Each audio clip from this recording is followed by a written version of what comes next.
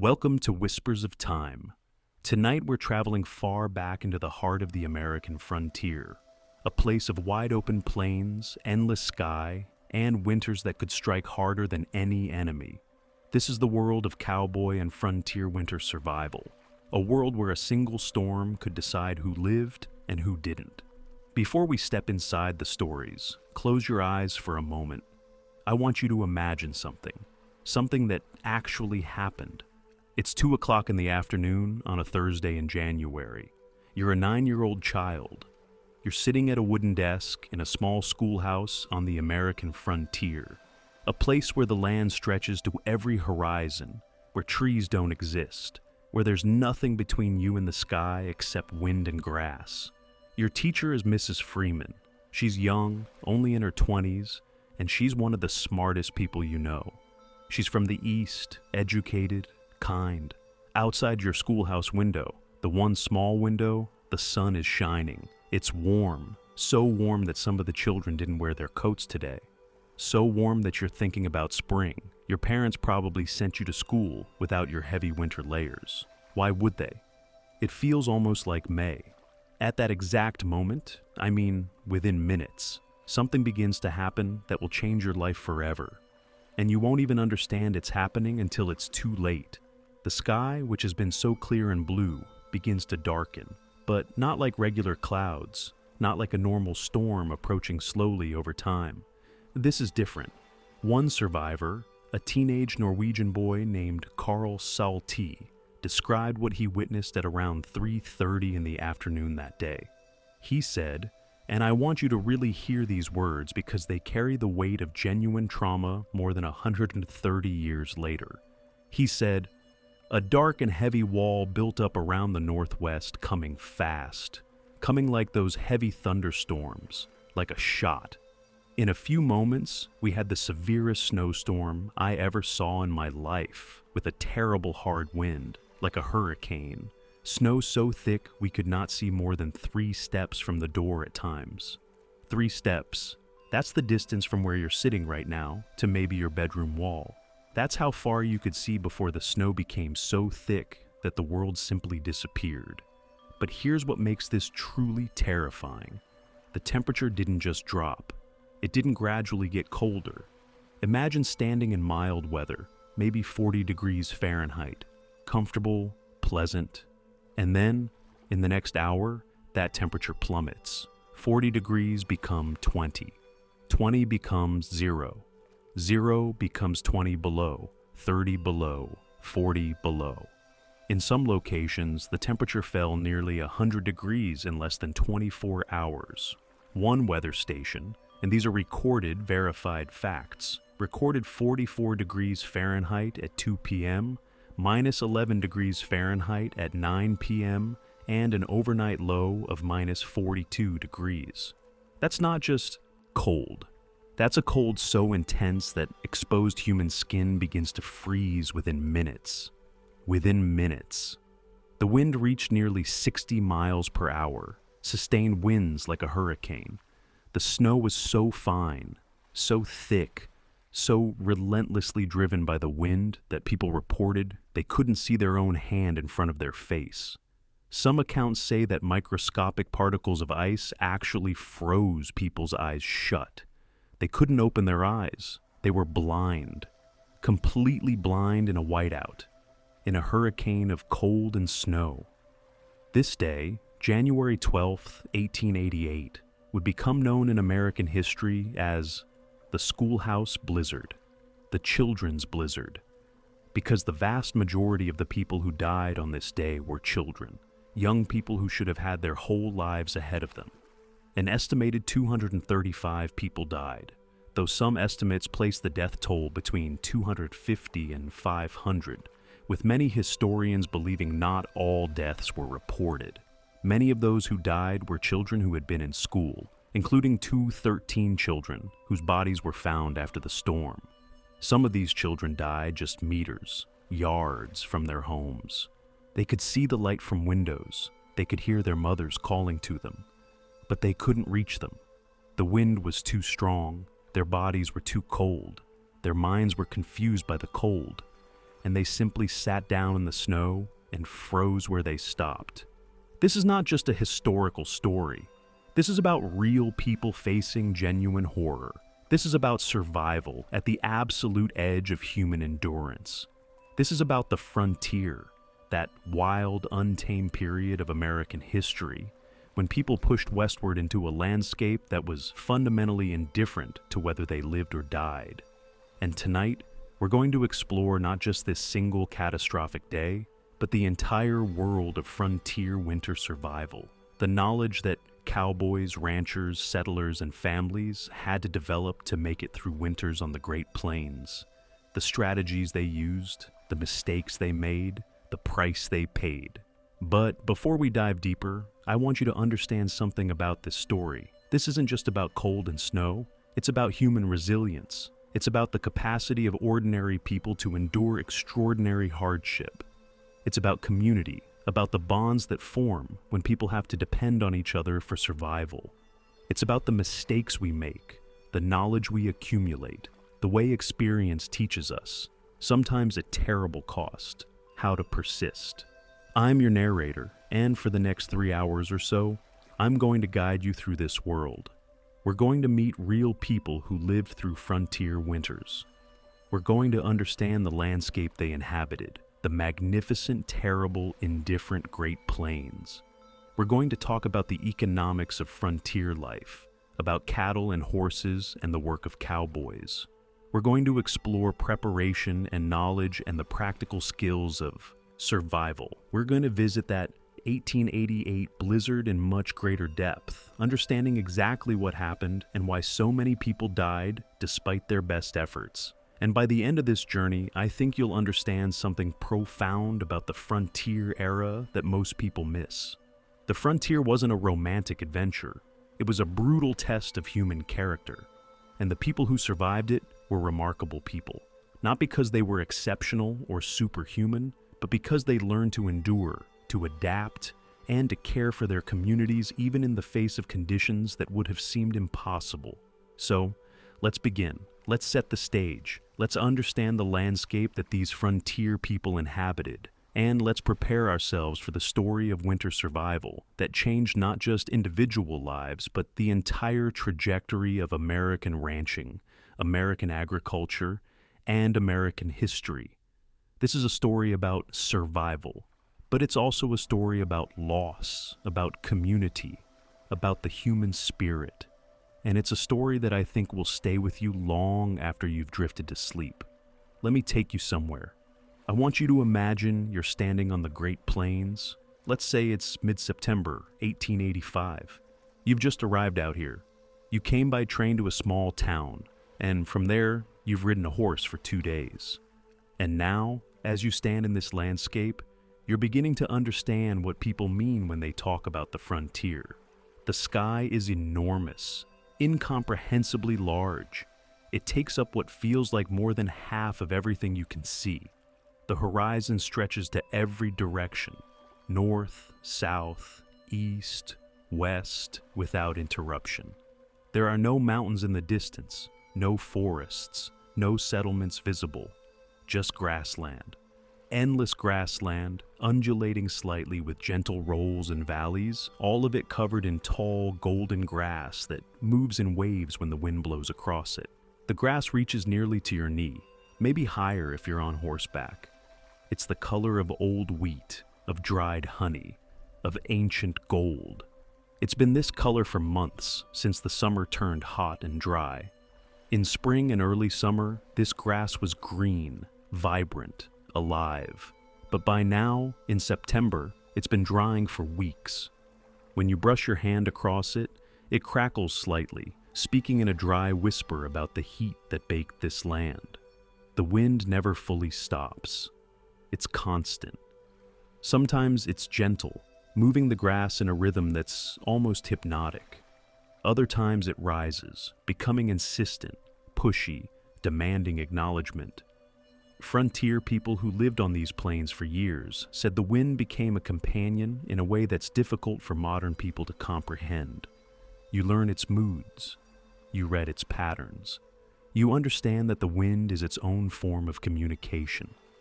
telling you what weather is coming, what direction to travel, what dangers might be approaching.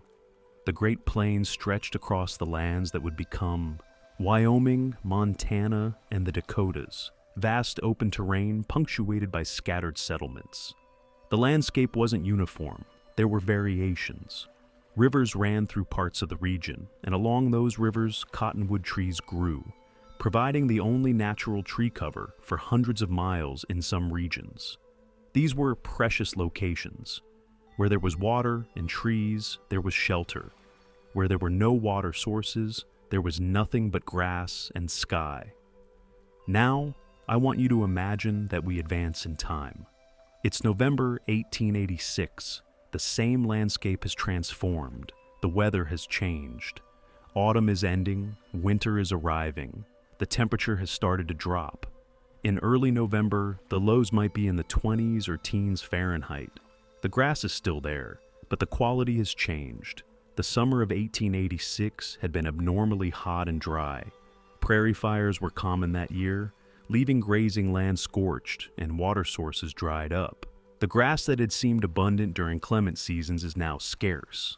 Cattle and horses have been grazing all summer and the fall, and the range has been overgrazed. There isn't as much forage as there should be. In mid-November, an ice storm hit, crusting the grasses with a thick, icy glaze. Snow began to fall. Not a lot initially, but enough to cover the grass. Cattle tried to paw through the crust to reach the grass underneath, but many couldn't. And as more snow came, the situation became worse. By January, the cold had become extreme. Temperatures reached 63 below zero, with blizzards lasting for days. The landscape that had been magnificent in autumn had become genuinely dangerous. Drifts of snow piled up 15, 20, sometimes 30 feet high.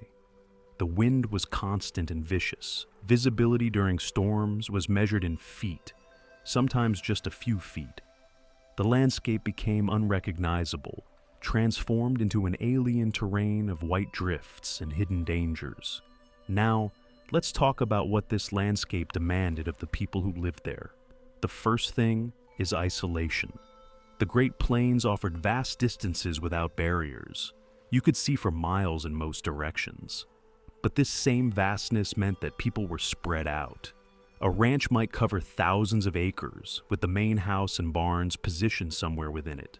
But the land itself was effectively empty of human presence. If you got lost between ranch headquarters and town, even a distance that seemed short, the landscape offered no landmarks to guide you back. No signposts, no forest trails, no familiar streets. Just open country in every direction. And if a storm came up, that openness became a death trap. The Schoolhouse Blizzard arrived on January 12, 1888, a relatively warm day, and many people were caught unaware, including children in one-room schoolhouses. When Lois Royce made her decision to lead 3 children from a schoolhouse to her boarding house less than 90 meters away, she was making a decision that any reasonable person might make. 90 meters, about the length of a football field. In normal weather, a 10-minute walk for children. How dangerous could it be? But in the whiteout, in the hurricane wind, in cold so intense it literally burned exposed skin, that 90-meter distance became impassable. Royce attempted to lead 3 children to safety, but they became lost in the blizzard. The children died of hypothermia, and Royce lost her feet to frostbite. The landscape demanded respect. It demanded knowledge. It demanded preparation. And when those things were lacking, when preparation hadn't been done, when weather struck unexpectedly, when knowledge failed, the landscape exacted a terrible price. Let's talk about what made this landscape distinctive as a survival environment. The Great Plains aren't a desert, but they share some characteristics with desert environments. Water was precious. During summer months, it could be scarce. Rivers and streams existed, but they could be miles apart. Knowing where water was, where springs would remain unfrozen even in winter, where rivers had currents strong enough to prevent complete freezing, that knowledge could save your life. The absence of trees created both challenges and opportunities. Trees would have provided shelter from wind. Forests offer protection.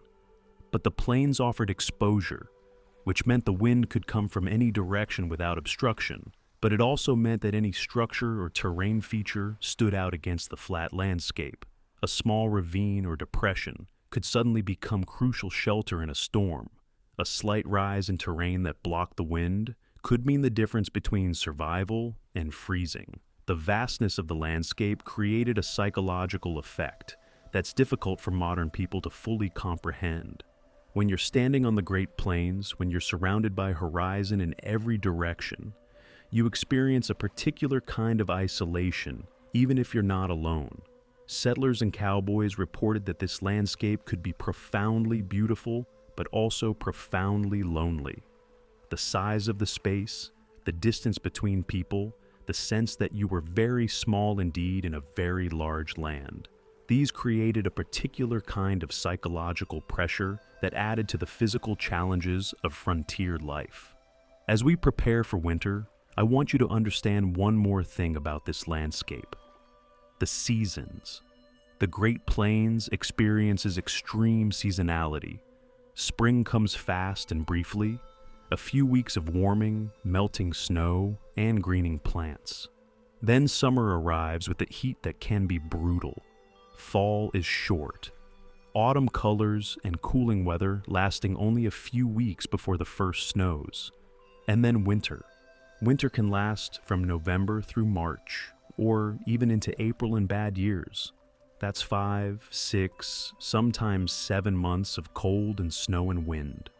For the people who lived on the frontier, winter wasn't just another season. It was an adversary. It was the season that truly tested whether you had prepared adequately. It was the season when survival was no longer guaranteed, when the landscape's indifference to human life became starkly apparent, when knowledge and preparation and luck all had to align for people to make it through alive. This is the landscape we're about to explore. This is where our story takes place. And keeping this landscape in mind, this vast, beautiful, terrible, magnificent landscape will help you understand why frontier people made the decisions they did, why their lives were so challenging, and why the events of 1888 and the winters of 1886, 1887 were so catastrophic. Now let's meet the people. Let's talk about the cowboys and ranchers who inhabited this landscape. Because to understand their struggle with winter, we need to first understand who they were and what their lives were actually like. The popular image of the cowboy, the figure riding across the sunset-painted prairie, lone and independent, answering to no one. This image is both partially true and substantially misleading. Real cowboys were working people. They were laborers. They weren't wealthy. Most of them weren't independent businessmen. They were employees, hired hands working for ranchers or cattle companies at wages that were modest at best. Between 1866 and 1885, around 5.7 million cattle were driven to market or northern ranges. This massive cattle industry created enormous demand for workers. After the Civil War ended in 1865, there were men who needed work, Confederate veterans with nowhere to go, Union soldiers seeking new lives, recent immigrants from Europe and Asia, men from various backgrounds all drawn to the frontier by the promise of employment and the possibility of building something. A typical cowboy in the 1880s might be in his 20s or 30s. Many were younger, teenagers working as hired hands. The work was physically demanding. It required skill with horses, knowledge of cattle behavior, and the ability to work long hours in difficult conditions. A cowboy owned his horse and saddle. These were his tools, and they were expensive items that often represented his entire wealth. Everything else belonged to the ranch. The work had seasons. During the 1870s and into the 1880s, cooler summers and mild winters meant that feeding cattle was relatively easy, and grazing land was available in abundance. Spring and fall were busy times, roundup and branding seasons when cattle had to be gathered, branded, and organized. Summer was relatively slack. Winter was the hard time.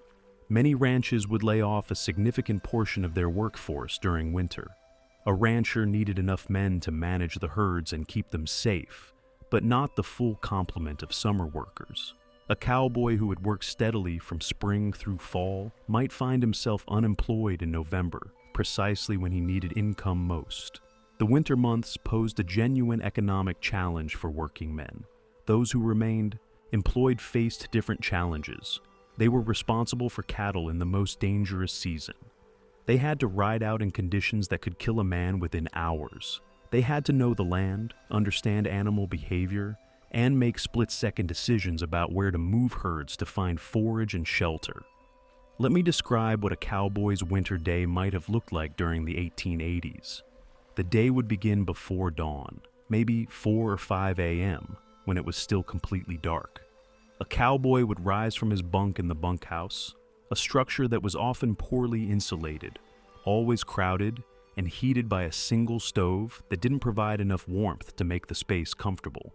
He would get dressed, pulling on layers of wool clothing, heavy boots, a hat. Wool was preferred because, unlike cotton, it retained heat even when damp. Many cowboys wore long underwear, called long johns, beneath their outer clothes, providing insulation against the cold. The first task would be to start a fire in the stove and prepare breakfast. The cook was an absolutely essential person on any ranch, often the most respected employee. The cook would have prepared something, and breakfast would be simple but necessary. Coffee, beans, bacon, perhaps hardtack or biscuits. Maybe some dried fruit if supplies allowed. The coffee was particularly important, not just for warmth, but for the psychological sustenance it provided. Frontier diaries contain repeated mentions of coffee, suggesting it was more than just a beverage. It was a ritual, a comfort, a moment of humanity in harsh conditions. After eating, the cowboy would saddle his horse. The saddle was more than just equipment. It was an extension of the cowboy himself. The leather had to be maintained, oiled, kept in good condition, so it would function properly in cold weather. The rope, the lariat, which hung from the saddle, was crucial equipment used for roping and controlling cattle, but also available if emergency shelter needed to be created. Then it was off to check the cattle. This might involve riding for miles through grassland, looking for cattle that had drifted, ensuring they had access to grazing beneath the snow, watching for signs of distress. If the weather was deteriorating, the cowboy had to try to position the herd in areas with some natural shelter, near cottonwoods, in valleys, anywhere that might offer protection from wind. By midday, if he was close enough to the ranch, the cowboy might return for a meal. Otherwise, he would continue working, riding, checking, managing. As darkness fell, and it fell early in winter, by 4 or 5 p.m., he would try to return to shelter. Getting caught out after dark in winter conditions was genuinely dangerous. A horse could stumble and throw a rider. A man could become disoriented and ride in circles. Getting caught out meant risking freezing to death. Back at the bunkhouse in the evening, the cowboy would remove his frozen outer clothes. They would be stiff as boards, covered in ice and snow, and attempt to dry them by the fire. The interior would be warm relative to the outside, but still cold in many cases. Multiple men would be living in close quarters, sometimes a dozen or more, in a space that might be no more than 20 feet by 30 feet. It would be smoky from the stove, inadequately ventilated, filled with the combined smell of multiple men living in crowded conditions. The evenings would be spent on maintenance work, repairing saddles, cleaning equipment, mending clothes. If a cowboy could read, and if there were books available, he might read. Some cowboys played cards or other games, but mostly the evening would be occupied with necessary tasks or simply rest, followed by sleep under a few wool blankets in a bunk, sharing body heat with maybe 1 or 2 other men. This routine would continue day after day, week after week, through the entire winter. It was monotonous, difficult, and physically demanding work that offered no glory and minimal financial reward. A cowboy might earn somewhere in the range of $30 to $50 per month, a wage that was actually decent for the time, but that had to cover personal equipment, food if the ranch didn't provide it, and any other expenses. Now let's talk about ranchers themselves. The ranchers were the owners or managers of the operations. Between 1880 and 1885, the open-range cattle industry peaked in both cattle numbers and rancher profits. The fenceless open range meant grazing land was easy to come by, so ranchers could own massive herds of cattle. Ranchers came from various backgrounds. Some were born in the American West. Others were Eastern investors seeking to build wealth in the frontier. Even future President Theodore Roosevelt established 2 ranches in western North Dakota in 1883 and 1884, hoping to profit from the booming cattle industry. A rancher's life was different from a cowboy's, but it involved its own challenges.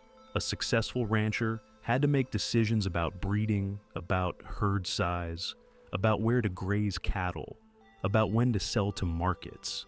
A rancher had to understand finances, had to communicate with Eastern investors who expected returns, had to navigate the complex business of frontier ranching, where weather, market prices, and the actions of competing ranchers all affected profitability. During the good years of the 1870s and early 1880s, the cattle business seemed almost too profitable. Investors believed that no other business is so safe nor so profitable as cattle raising.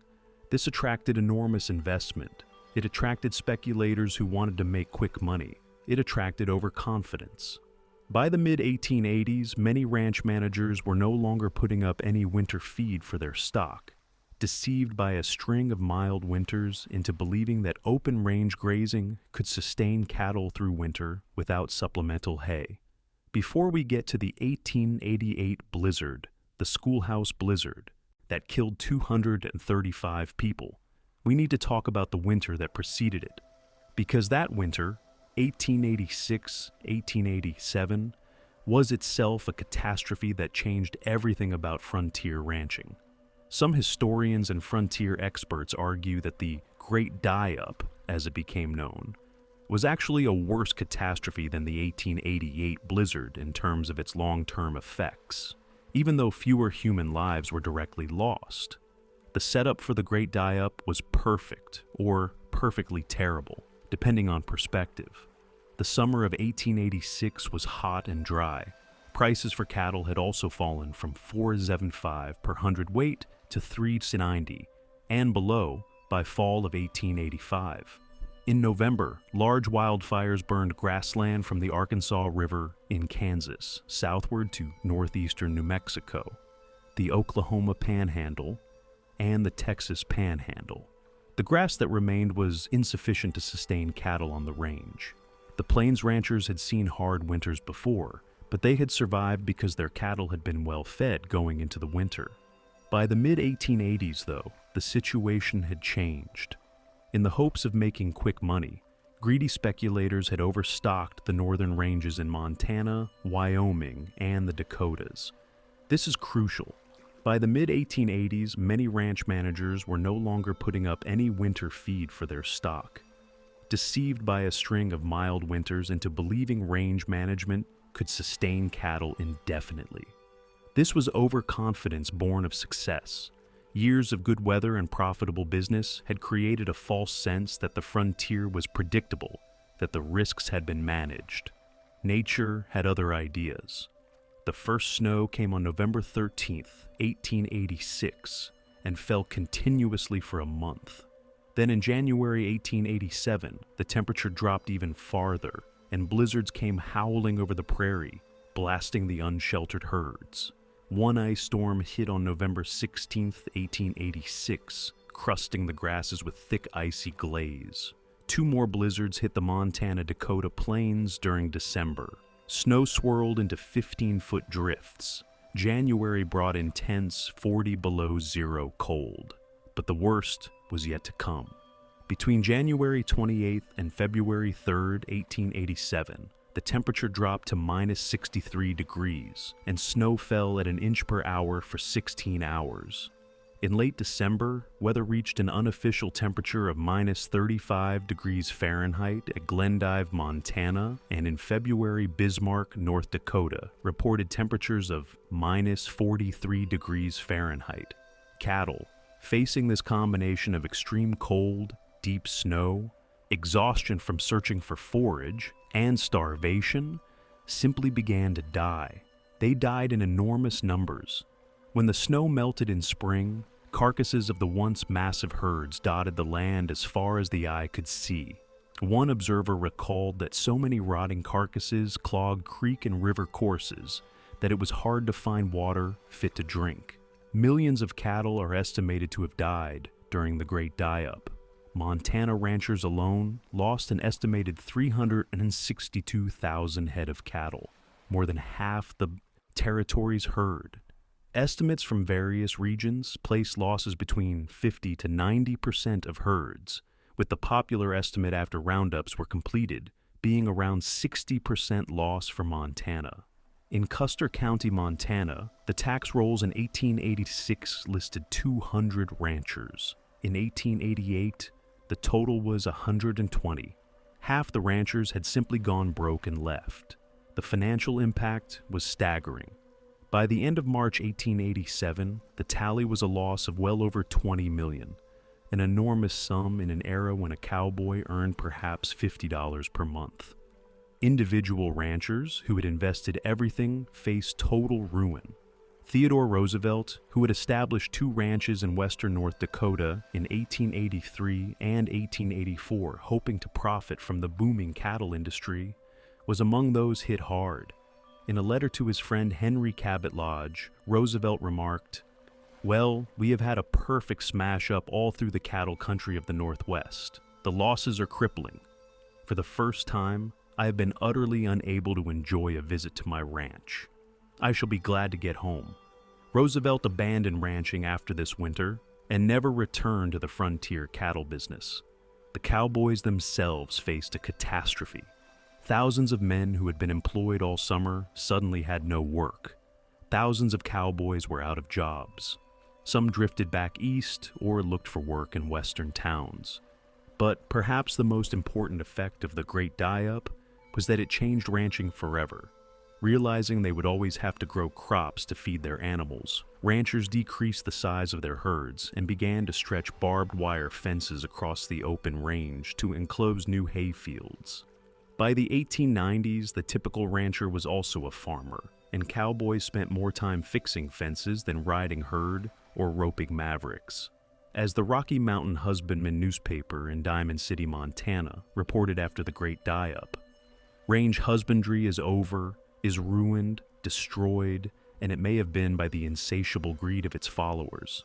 The era of the open range, the era when cattle could roam unfenced across limitless grassland, when cowboys could follow massive herds across the plains, when ranchers could become wealthy almost effortlessly by simply buying cheap land and expensive cattle, that era was over. The frontier was being transformed, civilized, fenced in, managed more carefully. The Great Die-Up was a watershed moment. It demonstrated that the frontier wasn't as forgiving as people had assumed. It proved that nature could exercise total dominance over human enterprise. It showed that overconfidence combined with unfortunate weather could wipe out an entire industry. And just a year later, in January 1888, the frontier would face another catastrophe. But this one, the Schoolhouse Blizzard, would be different. This one would be measured not in lost cattle, but in lost children. After the Great Die-Up, after ranchers and settlers had witnessed the catastrophe of winter, after they had seen the devastation that inadequate preparation could bring, the approach to winter changed. People began to take preparation seriously. This is where we need to understand what frontier survival actually required. Preparing for a frontier winter began in summer and continued through fall. It was systematic, deliberate, and absolutely critical. Mistakes in preparation were frequently fatal, and people understood this. The first priority was fuel. On the Great Plains, where trees were scarce or absent, fuel gathering was a desperate necessity that occupied weeks of autumn work. From November 1887 through January 1888, before the Great Schoolhouse Blizzard, ice storms, frigid temperatures, and a December snowfall measuring up to 40 inches battered the Midwest.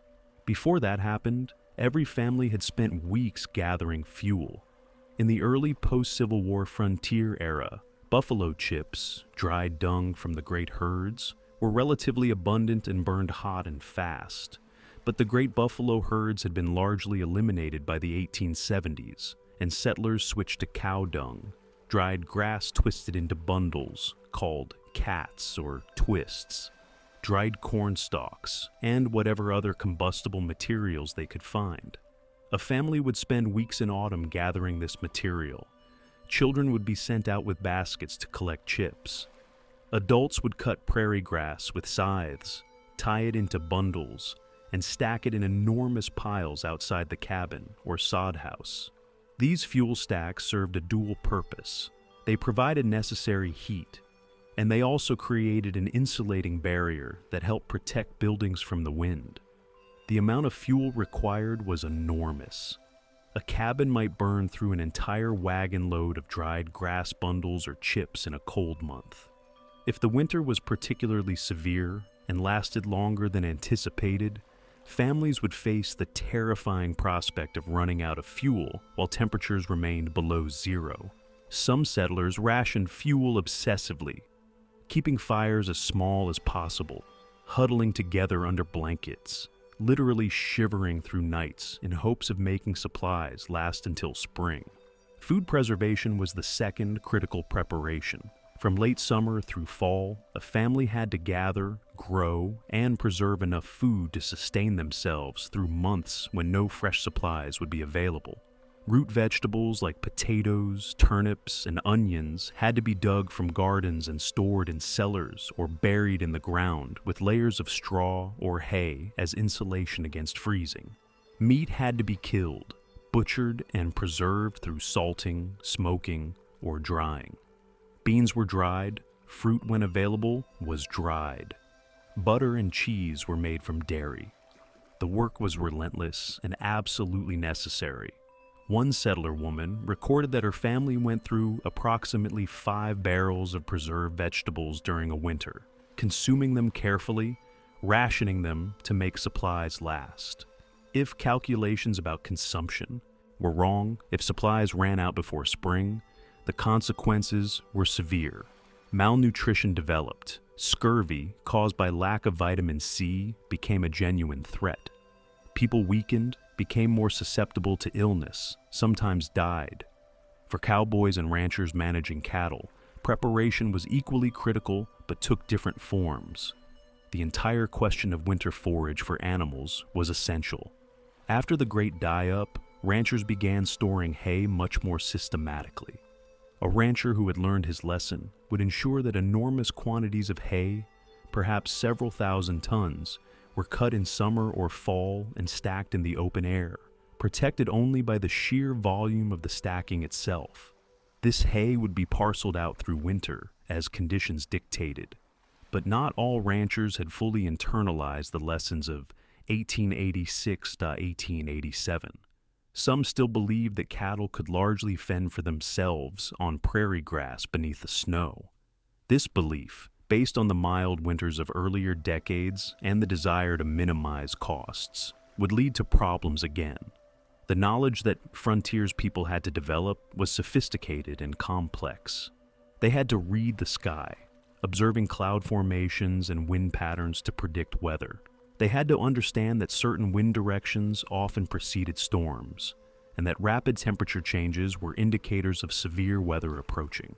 A cowboy who knew the land intimately could read subtle signs, the way animals behaved before weather changed, the specific quality of the wind that preceded a blizzard, the appearance of clouds that indicated a major storm was forming. There's historical evidence that some Native Americans shared knowledge with frontiers people about reading weather. The Plains Indians had developed sophisticated understanding of climate patterns over thousands of years. Some frontier people learned from native teachers, though the relationship between settlers and indigenous peoples was primarily one of conflict and displacement. There was also knowledge about shelter. A person caught out in winter conditions had to know what types of shelter to look for. Small ravines and depressions could provide wind protection. Grove of cottonwoods offered some shelter. In some cases, people dug into banks or created emergency shelters from available materials. One account from a survivor of a winter storm describes how a man, caught out in blizzard conditions, dug into a snowbank to create a small cavity where he could huddle. The snow actually provided insulation, as paradoxical as that seems. The man survived the night by essentially creating a shelter from snow itself. A critical piece of knowledge involved horses. A cowboy understood his horse's capacities and limitations. A healthy, well-fed horse could travel through snow and cold. An exhausted or hungry horse would become difficult to control and might refuse to move. A good cowboy knew when to push his horse and when to simply wait out a storm rather than risk the animal's life. Knowledge about water was equally critical. In winter, water sources froze. Knowing where springs would remain open even in extreme cold, these were locations that could save your life. A person lost in a winter storm, who could find a river or stream, might be able to follow it to civilization, or to shelter where other people were located. There were also practical skills with tools and equipment. A cowboy had to maintain his saddle and rope. A settler had to maintain tools for gathering fuel, for construction, for all the necessary work of frontier life. Everything had to function in cold conditions. Equipment could become brittle and break in extreme cold if not properly maintained and treated.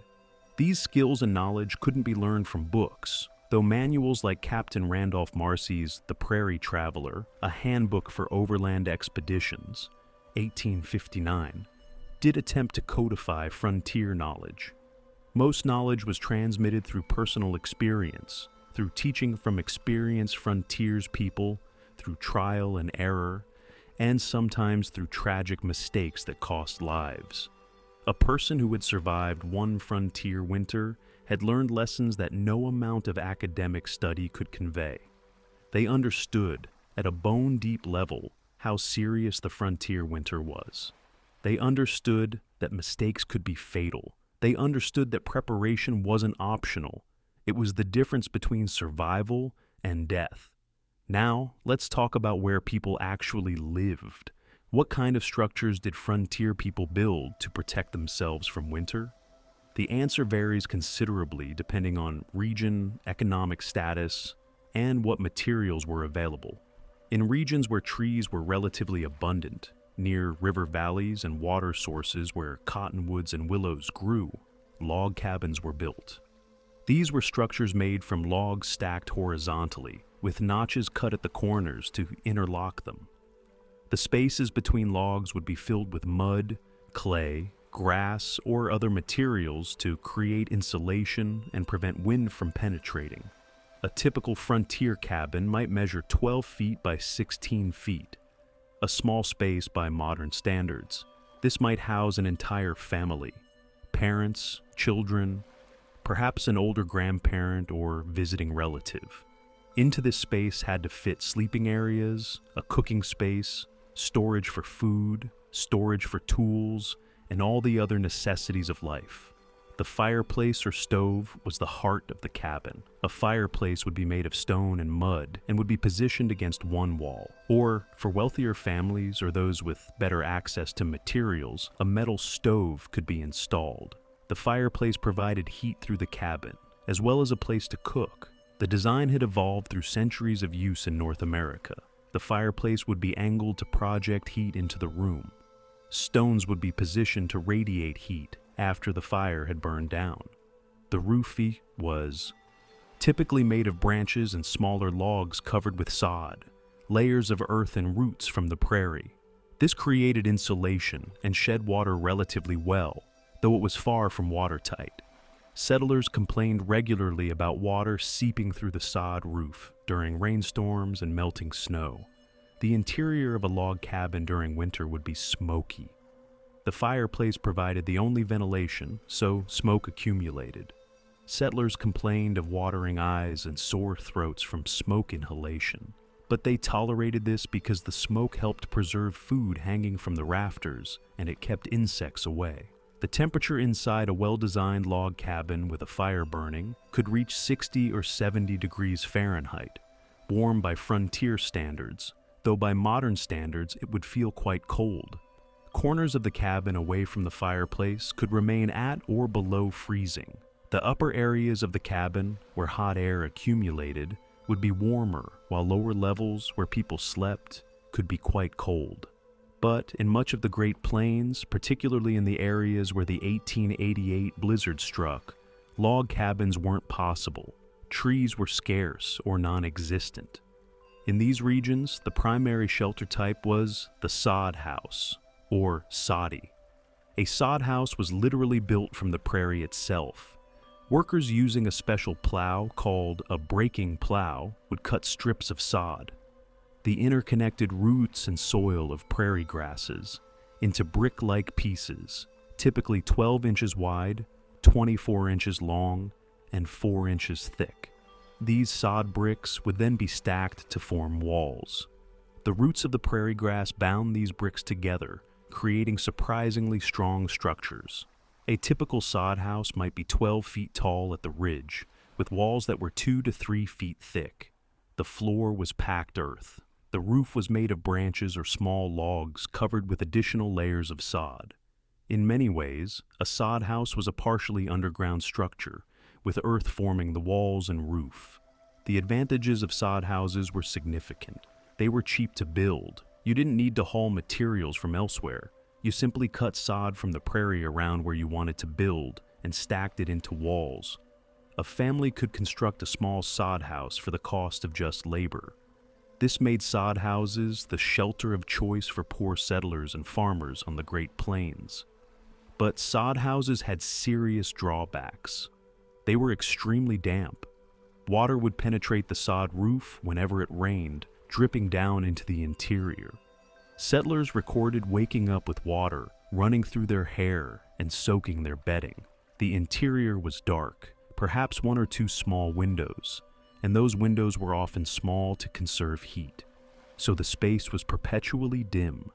Animals and snakes lived in the sod of the walls and roof. Settlers reported being disturbed by gophers, snakes, and other creatures that emerged from the walls and ceilings. Dirt would fall constantly onto food, clothing, and living areas. Despite the thickness of the walls and the insulation they provided, sod houses were often damp and could be cold. And yet, and this is important, a sod house did provide significant insulation. The thick sod walls trapped heat effectively when a fire was burning in the center of the structure. In many ways, a sod house was arguably more effective at maintaining warmth than a wooden cabin, which could be quite drafty despite attempts to seal gaps with mud and cloth. In areas where even sod and wood weren't readily available, or where people were extremely poor, dugouts were built. A dugout was literally a cave dug into the side of a hill or embankment, with perhaps a wooden frame or sod added at the entrance. Sometimes just a blanket covered the entrance. Dugouts were darker, damp, often unhealthy spaces, but they provided shelter when nothing else was available. The interior of frontier shelters was organized around the fireplace or stove. During winter months, the space would be arranged to maximize heat retention. All activities would take place within the warmest area, the zone immediately adjacent to the fire. Sleeping arrangements often involved the entire family sleeping in 1 or 2 beds, positioned as close to the fire as safely possible. In extremely poor families, the entire family might sleep in 1 bed, stacked together for both body heat and comfort. Historian accounts describe families sleeping in layers, perhaps parents on the outside, smaller children nestled in the middle, all covered by whatever blankets and furs were available. The psychological impact of winter shelter can't be overlooked. To be in a sod house or log cabin during a severe winter storm, to hear the wind howling outside, to feel the cold despite the fire, to know that there were hundreds of miles of empty frozen prairie beyond those walls, this created a particular kind of stress and anxiety. Settlers recorded experiencing something they called cabin fever, a combination of depression, anxiety, and behavioral changes that resulted from prolonged isolation and confinement in winter spaces. Winter could last 5, 6, sometimes 7 months. Being confined in a small, dark, damp space with the same people for months at a time created psychological challenges that were distinct from the physical challenges of cold and hunger. Families developed routines to combat cabin fever. Reading aloud in the evenings provided entertainment and community. Stories would be recited and retold. Games like checkers or cards would be played. If a family was fortunate enough to have a musical instrument, a fiddle, perhaps, or a harmonica, music would fill the evenings. Some families recorded the names and dates of family members on the walls of their shelters, creating a visual history on sod or wood. The work that occupied daylight hours during winter was constant. In homes with many people, someone was always working on some necessary task. Clothes needed to be made and repaired. Tools required maintenance. Leather goods needed to be treated. Every piece of equipment that might be needed in spring or that might break during winter had to be maintained. Women would card wool, spin it into yarn, and knit or weave fabric. Men would repair saddles, clean guns, mend harnesses. Children would be assigned whatever tasks matched their age and ability.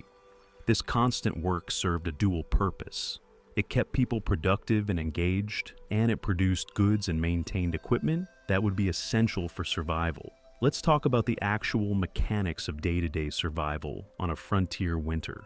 What did people eat? How did they stay warm? What were the constant challenges that had to be navigated? Food on the frontier was never abundant, but in winter it became a matter of profound concern.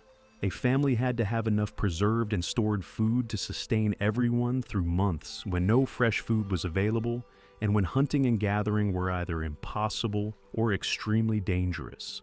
The typical frontier diet was limited and monotonous. It was built around a few staple ingredients that could be preserved or stored. Beans were a foundation.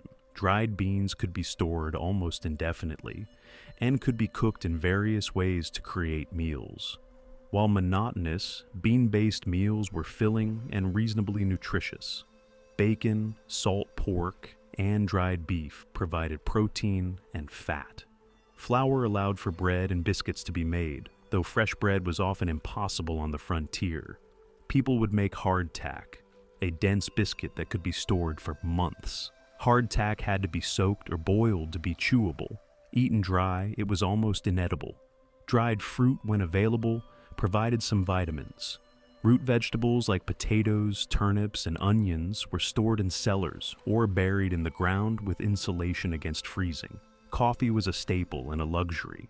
Based on historical records, coffee was virtually universal among frontier people despite its expense. Tea was available, but less common. Milk, if a family had cows, could be made into cheese or butter, both of which stored relatively well. Sugar was expensive and rare. Molasses was more commonly available and was used for preserving and sweetening. The caloric requirements of people doing physical work in cold weather were enormous. A cowboy riding out in winter conditions was burning tremendous numbers of calories just trying to stay warm. A farmer chopping wood or hauling supplies was similarly expending energy at an accelerated rate. Yet the caloric density of frontier food wasn't always high enough to meet these needs. Historical records suggest that many frontier people experienced weight loss during winter months. They would emerge from their shelters in spring, thinner, weaker, more susceptible to illness. Combined with the psychological strain of winter, the limited food supply, and the monotony, many frontier people struggled with nutrition and health through the long cold months. Hunting supplemented stored food, though in winter, hunting was challenging and dangerous. Game animals, deer, elk, moose in the northern regions, antelope on the plains, were harder to find in winter. They would migrate to areas with better food and shelter. A successful hunter might bring back meat that would feed his family or ranch crew for several days, but each hunting expedition carried significant risks. There are documented accounts from frontier journals of people who went out to hunt during winter and didn't return. Sometimes they were found weeks later, frozen. Sometimes they were never found. A man venturing out to hunt in winter had to make calculations about risk versus reward. If his family was showing signs of malnutrition or scurvy, the risk might be worth taking. If they had adequate stored food, it was wiser to remain in shelter and avoid the danger. Prairie chickens, grouse-like birds that were abundant on the plains, could sometimes be hunted or trapped in winter. They would roost in vegetation, and a skilled hunter might be able to shoot several. Their meat was valuable, though there wasn't much meat on each bird. And then there was the grim reality that sometimes existed but was rarely discussed directly: the possibility of hunger, of actual starvation. Historical records document cases of frontier families running out of food before spring. Winter would last longer than anticipated.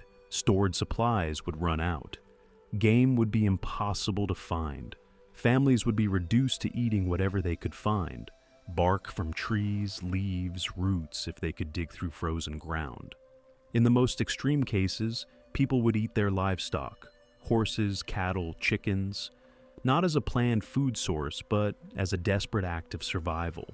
There are also historical accounts, though they're dark and rarely discussed in popular history, of groups of people becoming desperate enough to consider cannibalism. The Donner Party, trapped in the Sierra Nevada in 1846-47, is the most famous example, though it occurred before the period we are primarily discussing. But the possibility haunted frontier communities. When winter became severe enough, when food truly ran out, when death appeared to be the only alternative, frontier people faced unimaginable choices. More common than cannibalism, but still devastating, were cases of entire families dying of starvation. There are newspaper accounts from various frontier regions documenting the discovery of skeletal remains. A family that had essentially locked themselves into their home during a winter and waited for death. The psychological impact of living with this possibility was significant. Every frontier family understood that bad luck, bad judgment, or bad weather could result in starvation. This knowledge would have created anxiety during the long winters. It would drive the desperate effort to gather and preserve food in autumn. It would make every meal a reminder that there might not be enough to get through to spring. Now let's talk about fuel in more detail, because fuel wasn't just about comfort. It was about survival. In a region where wood was scarce or non-existent, every alternative fuel source had to be considered. We mentioned this earlier, but it deserves more attention. Buffalo chips, dried dung from the great herds that had once covered the plains, were hot-burning and relatively abundant in the early post-Civil War period. But by the 1870s, the buffalo herds had been largely decimated. Cow dung became the primary alternative, supplemented by dried grass bundles and corn stalks, and anything else that could be burned. A family would spend weeks in autumn gathering this material. Children would be sent out with small baskets to collect chips. Adults would cut grass, dry it, and bundle it tightly. Corn stalks from harvest would be gathered and stockpiled. All of this material would be stacked outside the cabin, creating not just a fuel supply, but an insulating barrier. The amount of fuel required was staggering. A cabin might go through an entire wagon load of chips or dried grass bundles in a single cold month. If the winter was particularly severe and lasted longer than anticipated, fuel could run out, a terrifying prospect in a region where temperatures could reach 50 degrees below zero. There are diary accounts from the period describing families rationing fuel, keeping fires as small as possible, huddling together under blankets to conserve heat. One settler woman recorded that her family's fuel ran low in March, and they literally bundled everyone together under blankets, taking turns getting up to add small amounts of fuel to keep the fire from going out completely. A cook at a ranch was perhaps more critical to survival than the ranch owner in many ways. A good cook could stretch limited ingredients, could create nutritious meals from basic staples, could maintain morale through the comfort of food. A bad cook could demoralize an entire operation. There are stories of cowboys quitting ranches specifically because the cook was terrible. The cook's tent or kitchen building was often one of the more substantially constructed buildings on a ranch, because feeding people was so central to maintaining operations. Some ranches and settlements developed community food storage and sharing systems. If one family had a particularly good harvest or successful hunt, they might share with neighbors who were less fortunate. This wasn't charity exactly. It was recognition that survival depended on community, and that the family with surplus this winter might be in need next winter. Let's return now to January 12th, 1888. Let's return to the day that would become the Schoolhouse Blizzard. Let's understand what it felt like, moment by moment, as catastrophe approached. The morning began deceptively. As I mentioned at the beginning of this narrative, temperatures were unusually warm for a January morning on the Great Plains. In some locations, thermometers reached into the low 50s Fahrenheit. It felt almost like spring. After weeks of brutally cold weather, after temperatures that had rarely climbed above zero, the warmth was a genuine relief. A mother in Nebraska looked at the thermometer, saw the relatively mild temperature, and made a decision that would haunt her for the rest of her life. She decided her children didn't need heavy coats. They didn't need the extra winter layers. It was mild. It was almost spring. The children would be fine at school. A rancher in Wyoming looked at the weather, saw the mild morning, and decided it was safe to send cowboys out to check cattle. The work needed to be done. The animals needed attention.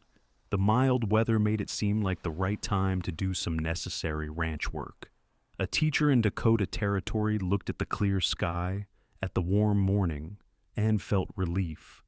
Another winter day would pass without crisis. The children would be safe at school. Lessons would proceed normally. At the same moment, on the far western side of the weather system that was about to unleash itself on the Great Plains, low-pressure systems were forming in the Pacific.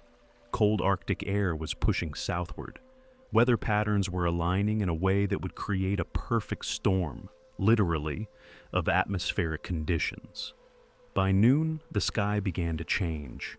Survivors described the transition with almost cinematic clarity. The day that had been so warm and pleasant began to shift. Clouds appeared on the northwestern horizon. But these weren't ordinary clouds. They were dark, towering, moving rapidly. One survivor, Carl Saltee, provided an account of what he witnessed. A dark and heavy wall built up around the northwest, coming fast, coming like those heavy thunderstorms, like a shot. In a few moments, we had the severest snowstorm I ever saw in my life, with a terrible hard wind, like a hurricane. Snow so thick we could not see more than 3 steps from the door at times. 3 steps. That's all the visibility that existed. That's all that separated you from the invisible, deadly landscape beyond. The temperature began to plummet. In a matter of hours, the thermometer dropped from near 50 degrees Fahrenheit to below zero. 40 degrees became 20. 20 became 0. 0 became 20 below. 30 below. 40 below. One weather station, and these are verified, recorded facts, recorded 44 degrees Fahrenheit at 2 p.m., minus 11 degrees Fahrenheit at 9 p.m., and an overnight low of minus 42 degrees. The wind reached nearly 60 miles per hour, sustained winds like a hurricane. The snow was so fine, so thick, so relentlessly driven by the wind that people reported they couldn't see their own hand in front of their face. Some accounts say that microscopic particles of ice actually froze people's eyes shut. They couldn't open their eyes. They were blind in a whiteout, in a hurricane of cold and snow, paused with profound wind sounds. Children who had arrived at school in thin coats and light clothing, expecting mild weather, suddenly found themselves trapped in conditions that were genuinely life-threatening. Teachers faced agonizing decisions. Should they attempt to guide children to homes that might be nearby but invisible in the whiteout? Or should they keep the children inside the building, hoping that rescue would come, hoping that the storm would pass? Most teachers wisely chose to keep children inside. The buildings themselves became shelters. The fuel that had been stored in sheds or piled outside became critical. Would there be enough? Would the building remain warm enough to sustain life through the night and however long the storm lasted? In one schoolhouse in Nebraska, a teacher named J.R. Royce made a different decision. The building where he was teaching was less than 90 meters from a boarding house. 90 meters, about the length of a football field. In normal weather, it would be a 10-minute walk. Royce believed he could guide a group of children to the boarding house. It seemed like the logical choice. What followed was a nightmare. Royce and 3 children, 2 9-year-old boys and a 6-year-old girl, attempted to cross that 90-meter distance. They became lost in the whiteout. The children became exhausted. Royce attempted to keep them moving, but the wind was too fierce. The cold was too intense. The visibility was too limited. In another location, a woman named Lois Royce, possibly related to J.R. Royce, though historical records aren't entirely clear, was trapped in a schoolhouse with 3 children. Different children from J.R. Royce's group. The schoolhouse had fuel, but not as much as they would have needed if the storm lasted a long time. Royce made the decision to keep the children inside the building. She maintained a fire. She tried to keep the children calm and warm. She rationed the fuel, understanding that they might need to make supplies last. The building remained standing. The fuel held out. By morning, neighbors began to arrive, digging through drifts to reach the schoolhouse. Royce and the children were rescued, but they had survived an ordeal that had killed others just miles away. The difference between survival and death was sometimes a matter of decisions made in moments of crisis, and sometimes it was simply luck. Proximity to shelter, availability of fuel, decisions made in moments that couldn't be reversed. Across the Great Plains, similar dramas were playing out. In towns, people who had been on the streets when the storm hit were suddenly unable to return home. Stores, saloons, and public buildings became temporary shelters. In one case, a group of people who had been in a store became trapped when the building filled with snow. They had to dig out the windows and doors manually to create exits. In rural areas, cowboys who had been working were caught out in the open. Some managed to find shelter, ravines, groves of trees, outbuildings on ranches they happened to be near. Others became lost. One account describes a cowboy who rode in circles for hours, completely disoriented, finally riding into a ranch building almost by accident. A man named Soren Nordstrom became separated from his wife in the blizzard in a small Nebraska town. He froze to death just 30 meters from his home. His body was found after the storm, partially buried in snow. Close enough that if circumstances had been slightly different, if he had stumbled in a slightly different direction, if the wind had been slightly less fierce, he would have found safety. The night of January 12th, 13 was agonizing for many people. Those who were sheltered in schools, in homes, in buildings, spent a night of uncertainty, not knowing if the storm would pass, not knowing how long fuel would last, not knowing if rescue would come. Those who were caught out in the open, who had found some minimal shelter, a ravine, a thicket, a drift they could huddle against, spent a night that many described as feeling like it lasted forever. The cold was numbing. Pain, at first intense as the wind burned exposed skin, eventually gave way to numbness as frostbite began to set in. People reported becoming confused, becoming almost calm as hypothermia deepened, even becoming sleepy, a deadly sleepiness that would soon become eternal. By morning, the worst of the storm had passed. The wind diminished slightly. The snow continued to fall, but not with the intensity of the previous day. By midday on January 13th, the storm was largely over, though wind and snow continued throughout the day. What the storm left behind was a landscape transformed. Enormous drifts of snow, some reported to be 20 to 30 feet high, had accumulated. The landscape looked fundamentally different from how it had looked 24 hours earlier. Roads were impassable. Fields were sculpted into mountains and valleys of snow. Farms and ranches were partially buried, and across this transformed landscape lay the bodies of people and animals who hadn't survived the storm.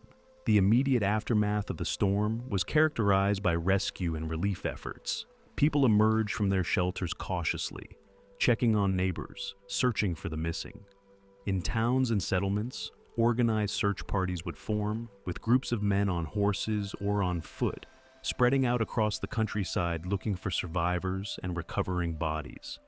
The search was often grim. Bodies would be found frozen in grotesque positions, hands outstretched, faces twisted in expressions of agony or peaceful resignation. Some bodies were partially covered in snow, requiring excavation to remove them. Others were stacked in groups, people who had huddled together trying to share body heat as the cold overcame them. What strikes the modern reader about accounts of these searches is the remarkably sparse emotion in the descriptions. A searcher would note, "Omstendigas espisto, en sonabidedides," matter-of-factly, that they had found the bodies of a family of 4 frozen in a ravine. Another would record that a child's body had been discovered in a snowdrift a quarter-mile from the home. These descriptions are detailed and factual, yet there's an underlying current of trauma in the spare language. The writers simply couldn't find adequate words to express the horror of what they were seeing. Some searches went on for weeks or months. Bodies discovered immediately after the storm were relatively easy to identify and recover, but some bodies remained hidden under deep snow, to be discovered only in spring when the snow began to melt.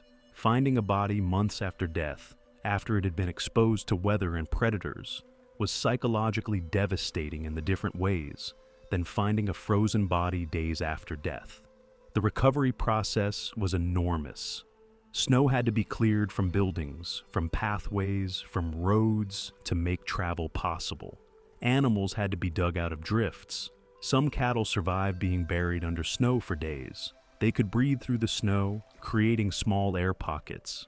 Other animals suffocated. Finding a herd of cattle that had drifted during the storm and become partially buried would require enormous effort to extract the survivors. For ranchers, this was a financial calculation mixed with animal concern. How much effort was worth expending to rescue animals that might die anyway? Which animals had the best chance of survival? The damage to infrastructure was significant. Railroad lines were blocked. Telegraph lines had been brought down by ice and wind. Water pipes had frozen and sometimes burst. In the days and weeks following the storm, there would be tremendous work just trying to repair the damage and restore basic services. The psychological recovery was less measurable, but equally significant. Communities had to process collective trauma. Funerals would be held for the victims. In many cases, multiple bodies would be buried together because individual burial was impractical.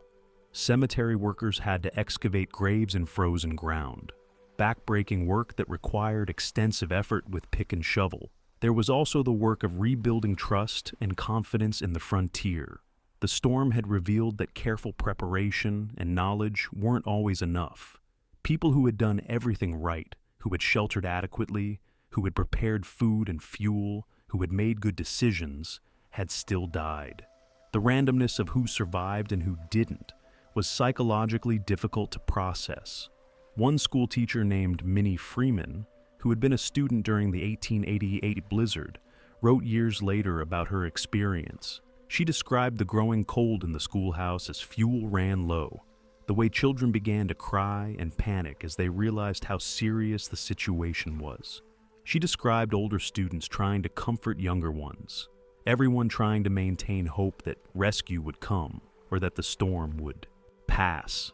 Freeman's account emphasizes the psychological experience, the fear, the uncertainty about whether they would survive, the moment-to-moment management of panic and despair. She described the teacher attempting to keep spirits up by leading songs, by telling stories. She described the way time seemed to move differently, how hours felt like days as they waited. But eventually, the storm passed. The building remained standing. The fuel held out. By morning, neighbors began to arrive, digging through drifts to reach the schoolhouse. Freeman and the other children were rescued. They had survived, though many other children in other schoolhouses that day did not. Some people decided to leave the frontier after the 1888 blizzard. They sold their land or their ranch, or simply abandoned their claims and moved east or south to regions where winter wasn't as severe. For these people, the frontier had proven itself too dangerous, too unpredictable, too hostile to human life. Others resolved to be better prepared. They invested in more shelter, more fuel, more food storage. They studied accounts of what had happened and tried to learn lessons that might help them survive future storms. Some communities established systematic relief programs, networks that would ensure that neighbors would check on neighbors, that the elderly and infirm would be monitored, that supplies would be positioned for emergency distribution. The winter of 1888-89 that followed the blizzard was relatively mild, allowing for recovery. But the following winters were often severe, and frontier people faced the knowledge that another catastrophic storm could strike at any time. The Great Plains became, in the minds of many settlers and immigrants, a place of beauty and promise, but also a place of danger and potential tragedy. As we move toward the conclusion of this narrative, I want to step back from the specific historical events and talk about what the frontier winter teaches us about human nature itself. Because the story of frontier winter survival isn't just about cold and snow, it's about something much more profound. The frontier winter fundamentally changed the people who endured it. Those who survived multiple winters, perhaps a dozen or more, developed a particular kind of wisdom that's difficult to describe but impossible to ignore. They understood, at a bone-deep level, the power of nature and human powerlessness before it. They understood that all the technology and preparation in the world couldn't guarantee survival. That chance and luck played crucial roles, and they understood community and interdependence in ways that modern people, with our individualism and our technological comfort, have largely forgotten. The knowledge that a neighbor's survival might depend on you, and that your survival might depend on a neighbor, created bonds that were perhaps stronger than we typically understand today. A person who lived through a severe winter knew that turning away someone in need could mean their death. They also knew that appearing weak or vulnerable at the wrong moment could result in help being diverted elsewhere. This created a complex moral and social landscape where survival and ethics had to be carefully balanced. The frontier winter also created a particular relationship with time. In modern life, we experience time as linear and manageable. We make schedules, we plan months or years in advance. We expect continuity. On the frontier in winter, time had a different quality. Each day was its own contained universe. Planning beyond the immediate season was almost meaningless, because so many variables were outside human control. This compressed time frame meant that the present moment took on enormous importance. The quality of today's fire determined whether you stayed warm tonight. The adequacy of today's meal determined whether you would have the strength to work tomorrow. The decision made at this moment about shelter or movement could determine whether you lived or died before the sun rose again. There was also a particular quality of endurance. Frontier people didn't talk much about motivation or inspiration to keep going through the winter. They talked about having to simply persevere. The winter would last as long as it lasted. Complaining wouldn't shorten it. Despair wouldn't end it. You endured because endurance was the only option available. This was stated in almost matter-of-fact language, but it represented a profound psychological commitment, a willingness to continue suffering without expecting relief until relief arrived naturally with the coming of spring. Spring on the frontier had enormous psychological significance. The arrival of spring, the first warm days, the greening of plants, the return of animals that had migrated, was experienced as nothing short of resurrection. A settler who had spent 5 months in near total darkness and cold, confined to a small space with perhaps a dozen other people, would emerge into the spring with an almost overwhelming sense of relief and gratitude. One settler woman recorded that when spring arrived one year, She walked out into a field and simply sat down and cried, tears of gratitude and relief that her family had survived another winter. She described the sensation of the sun warming her face as almost religious in its intensity. Spring wasn't just a change of season. It was the end of a trial by ordeal. But this also meant that each autumn, as the weather turned and the days began to shorten, the psychological weight of knowing that another winter was approaching would settle over frontier communities. There's a particular tone in journal entries from late summer and early fall, a tone of resignation mixed with dread. People would note the passing days, would assess their food and fuel preparation, would mentally prepare themselves for what was coming. The frontier winter was, in many ways, a profound initiation, experience. A person who had survived even one frontier winter was fundamentally changed. They had been tested in ways that most people in the modern world will never experience. They had faced death and lived. They had been forced to confront their own limitations and also discover reserves of strength they didn't know they possessed. For children born on the frontier, winter was simply part of life. They knew nothing else. They developed skills and knowledge as a matter of necessity. Children as young as 5 or 6 would be expected to help with gathering fuel, carrying water, and other essential tasks. By their teens, frontier children had accumulated knowledge and skills that would astound a modern person. They could read weather signs, navigate in snow, manage animals, and perform complex survival tasks. There's a particular poignancy in thinking about this, about children who never had the opportunity to just be children, who were thrust into survival situations before they were fully grown. And yet, this was simply the reality of frontier life. Childhood had to be compressed and condensed to make room for the demands of survival. Some historians have suggested that the frontier winter created particular psychological and cultural patterns that persisted in Western society. The emphasis on self-reliance, on toughness, on the ability to endure hardship without complaint. These values became central to Western mythology and identity. The frontier spirit that's often discussed in American culture is, in many ways, a manifestation of the psychological adaptations that frontier people had to make to survive winters that demanded everything they had. But the frontier winter also created a particular respect for nature and a recognition of human limitation. Those who survived knew that nature was more powerful than human beings. Weather systems that could kill 200 people in a day simply demonstrated the awesome power of natural forces. This knowledge bred a kind of humility, an understanding that human technology and determination could only go so far, that ultimately we are all subject to forces vastly more powerful than ourselves. The frontier winter also revealed something important about community. The individualistic mythology of the frontier has always emphasized the solitary cowboy or the self-sufficient farmer, but the reality was more complex. Survival often depended on community support, on people working together, on systems of mutual aid and reciprocity.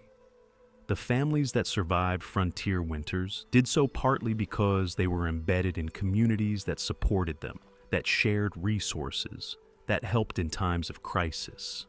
The most powerful way to understand frontier winter survival is to hear directly from the people who experienced it. The voices of survivors who recorded their experiences carry an authenticity and emotional weight that no amount of historical analysis can convey. There's a woman named Laura Ingalls Wilder, the author of Little House on the Prairie, who wrote extensively about her childhood on the frontier in The Long Winter, which focuses specifically on an exceptionally harsh winter in what's now South Dakota. She describes with remarkable vividness what it felt like to be a child in a frontier home during that season.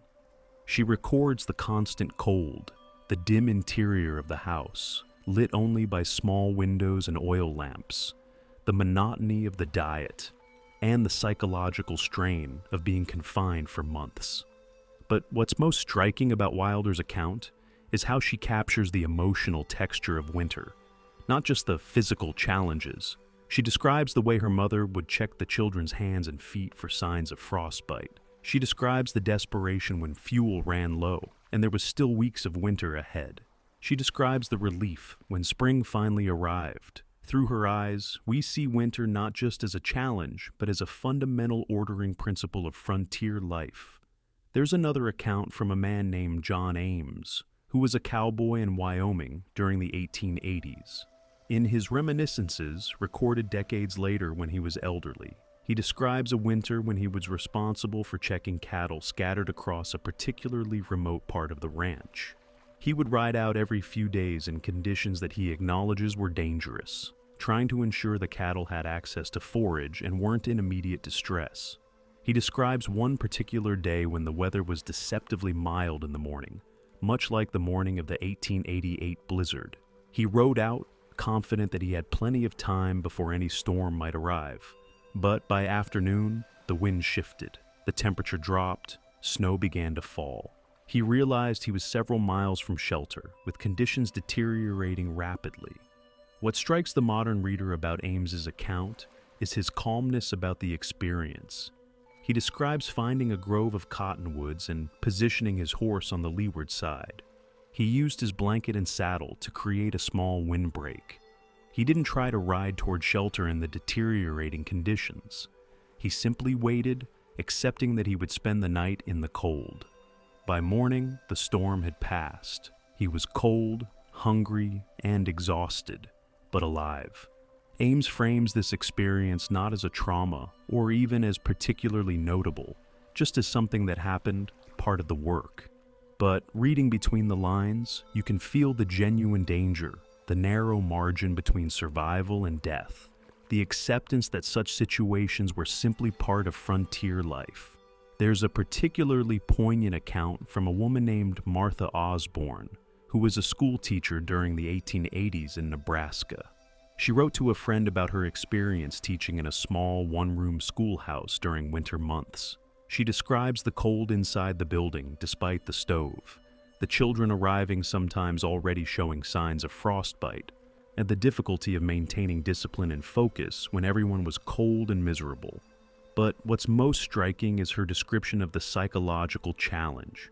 She was, in many cases, the only educated adult in the community, a young woman from an eastern city living in an isolated prairie community, responsible for educating children whose lives would be spent in ways she could barely comprehend.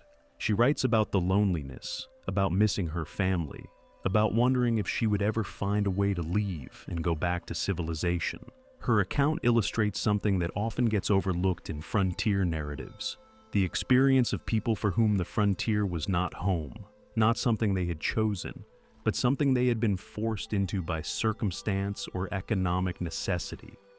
For Osborne, the frontier winter wasn't just a physical challenge, it was a psychological one, a test of whether she could endure displacement from everything familiar.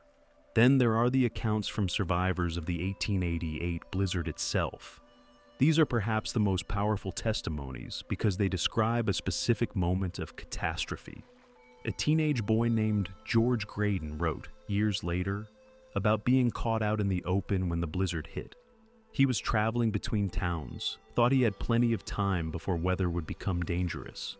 The storm arrived with terrifying speed. Graydon describes becoming completely disoriented within minutes. He couldn't see more than a few feet in any direction. He was on horseback, but his horse was becoming exhausted and difficult to control.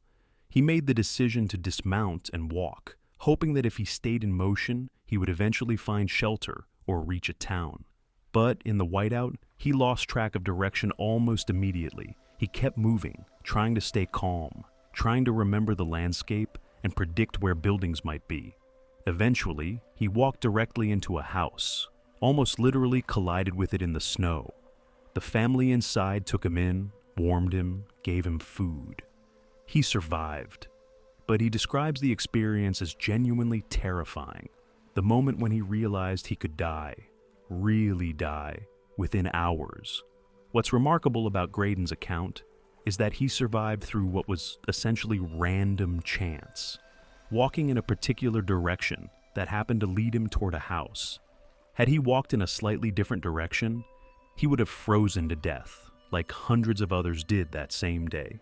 There's a woman named Lois Royce who was in a schoolhouse during the 1888 blizzard with 3 children. She writes about the decision to keep everyone inside rather than trying to reach homes. She describes the growing cold as the fuel ran low, the way children began to cry and panic as they realized how serious the situation was. She describes older students trying to comfort younger ones, everyone trying to maintain hope that rescue would come or that the storm would pass. Royce's account emphasizes the psychological experience, the fear, the uncertainty about whether they would survive, the moment-to-moment management of panic and despair. She describes the teacher attempting to keep spirits up by leading songs, by telling stories.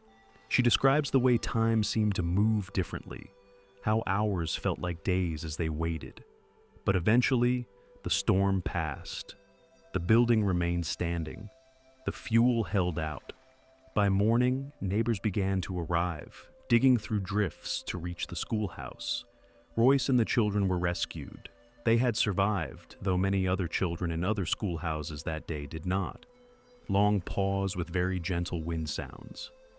What these accounts have in common is a remarkable matter-of-factness about experiences that would be, for most modern people, absolutely traumatic. These frontier people describe life-threatening situations with a kind of calm acceptance. There's emotion in their accounts. You can feel the fear beneath the surface, but it's expressed through action and detail rather than through explicit emotional language. This reflects something important about frontier culture.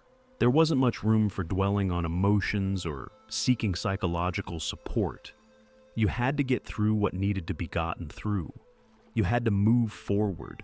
The people who survived frontier winters were people who had learned to compartmentalize fear, to keep functioning despite danger and discomfort. There's also a recurring theme in these accounts, the role of luck or divine providence. Many frontier people were religious, and they often interpreted survival as evidence of God's protection. But there's also a secular recognition that chance played a role. Why did one person freeze to death while someone nearby survived?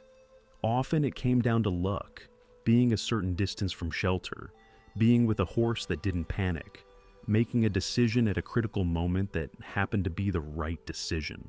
As we move toward the conclusion of this narrative, let's talk about what changed after 1888. The Schoolhouse Blizzard and the Great Die-Up before, it weren't just isolated tragedies. They were watershed moments that transformed the frontier and the frontier industry. Before 1888, the frontier seemed to many people to be essentially unpredictable. Winters varied wildly. Some years were mild, others severe. Cowboys and ranchers made decisions based on their best judgment and their accumulated experience. But many made overconfident decisions, believed that preparation beyond a certain point was unnecessary, thought that the good years would continue indefinitely. The Great Die-Up of 1886 and 1887 proved them wrong. The winter of 1888 reinforced that lesson. After these events, the approach to frontier life changed substantially. For ranchers, the transformation was practical and economic. After 1888, most successful ranchers invested in hay production and storage. They reduced herd sizes to more sustainable levels. They began fencing land and irrigating pastures. The era of open-range ranching, the romantic era of unlimited grazing and massive herds, came to an end. The frontier was becoming civilized, managed, controlled. This transformation also changed the cowboys' work. Instead of managing vast herds across open range, cowboys increasingly found themselves working in more contained, managed settings. The legendary era of long cattle drives began to decline. Railroad expansion meant that cattle could be shipped to markets by rail rather than driven overland. The open range was being fenced, divided, managed. For settlers and farmers, the lessons were equally profound. Communities began establishing systematic relief systems and mutual aid networks. Schools invested in better heating and more fuel storage. Governments in some regions established protocols for winter emergencies. The psychological impact was perhaps equally important as the practical changes. The frontier had been marketed by railroad companies, by land speculators, by government officials, as a land of opportunity and prosperity. The Great Die-Up and the Schoolhouse Blizzard revealed the reality. The frontier was dangerous, unpredictable, and could be actively hostile to human life. Some people responded by leaving. Thousands of settlers and would-be ranchers who had come west seeking fortune decided that the frontier was too risky. They sold their claims, packed their belongings, and headed east or to milder climates. Others responded by adapting. They learned the lessons that the frontier had taught, sometimes at tremendous cost in lives and property. They developed more sophisticated approaches to ranching and settlement. They invested in preparation and infrastructure. They understood that success on the frontier required not just luck, but also intelligence, planning, and continuous learning. The 1888 blizzard also created a particular cultural memory. The disaster was widely reported in newspapers across the country. The images of children frozen in snowdrifts, of teachers making agonizing decisions, of entire families disappearing into storms. These images captured the public imagination. The Schoolhouse Blizzard became emblematic of frontier dangers. In some ways, this popular attention created a mythology around the event. In newspapers and later in popular books and films, the 1888 blizzard became a symbol of frontier tragedy, of human powerlessness before nature, of courage in the face of disaster. This mythology wasn't entirely false. The disaster was real, and the courage of survivors was genuine, but it was also somewhat simplified and dramatized. The actual history of frontier winter was more complex than the dramatic narrative of sudden catastrophe. It was years of hard work, constant preparation, accumulated knowledge, and gradual adaptation. It was countless individual decisions and individual struggles that never made it into newspapers or history books. It was the ordinary people doing the extraordinary work of survival. We've traveled a long journey tonight. We've moved from the landscape of the Great Plains to the interior of sod houses and log cabins. We've sat with cowboys facing winter conditions, with settlers managing households on limited resources, with school children caught in blizzards, with entire communities struggling to survive extreme weather. We've listened to voices from the past who endured these conditions and lived to tell their stories. We've reflected on what their experiences mean for us today. As we come to the close of this narrative, I want to invite you to release any tension you may have been holding. The story of frontier winter is a story of hardship and survival, but it's also a story of human resilience, of community, of perseverance through difficulty. These are lessons that we can carry with us, but they don't need to weigh on us. Let them settle into you gently, like snow accumulating over time, visible, real, but somehow beautiful in its quiet accumulation. Imagine, if you will, a moment of peace. Imagine that you're in a frontier cabin on a winter evening.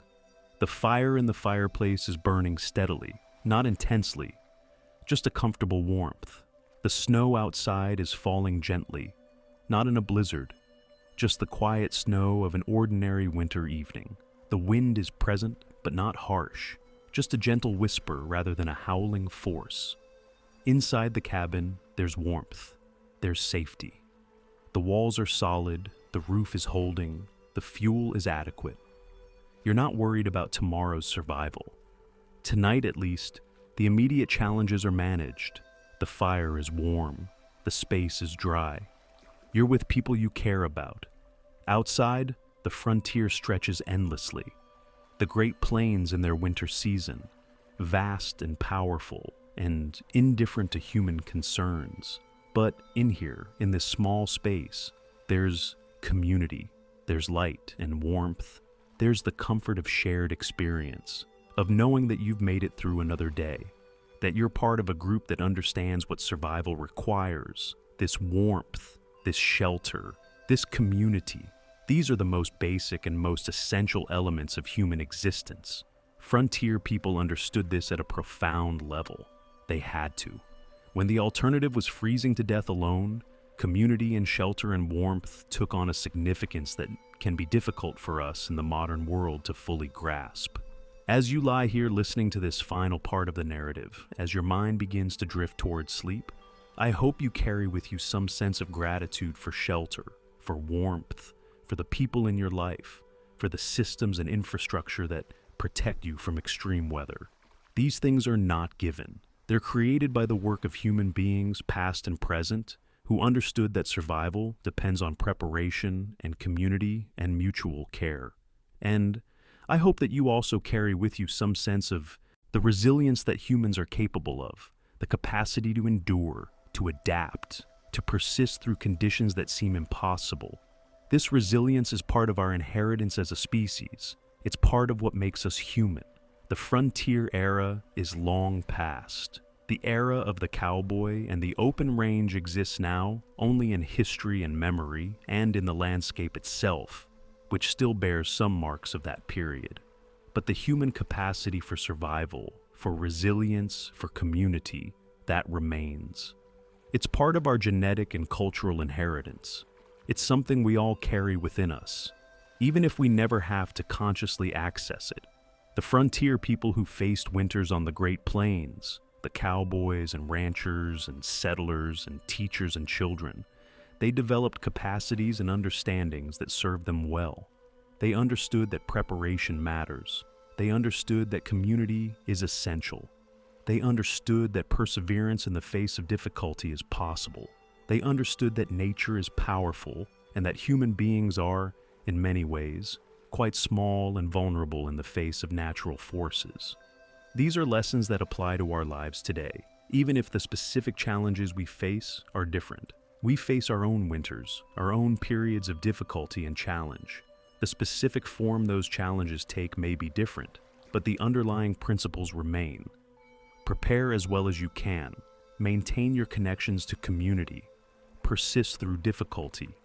Maintain perspective about what you can and cannot control.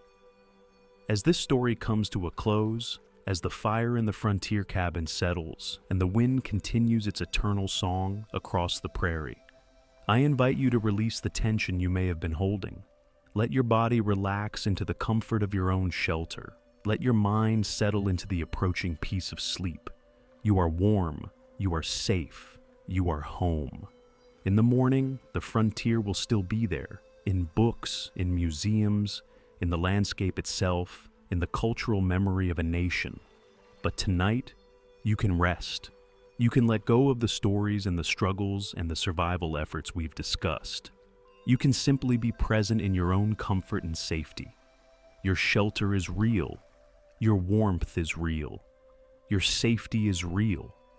These are not luxuries. These are fundamental human needs, and you have them. Allow yourself to appreciate that. Allow yourself to sink into rest, knowing that you are protected, that you are cared for by systems and infrastructure and people who work to maintain them. If you've enjoyed this journey into frontier history, if the story of winter survival and human resilience has touched you in some way, I would be so grateful if you would consider liking this video and subscribing to the Whispers of Time channel. Each subscription helps us continue creating these immersive historical narratives, stories that help people relax, learn, and connect with the past. Leave a comment if you would like. Let me know where you're listening from. Tell me what aspects of frontier history interest you most. These comments help us understand what stories resonate with you, and they help us create content that speaks directly to your interests and curiosities.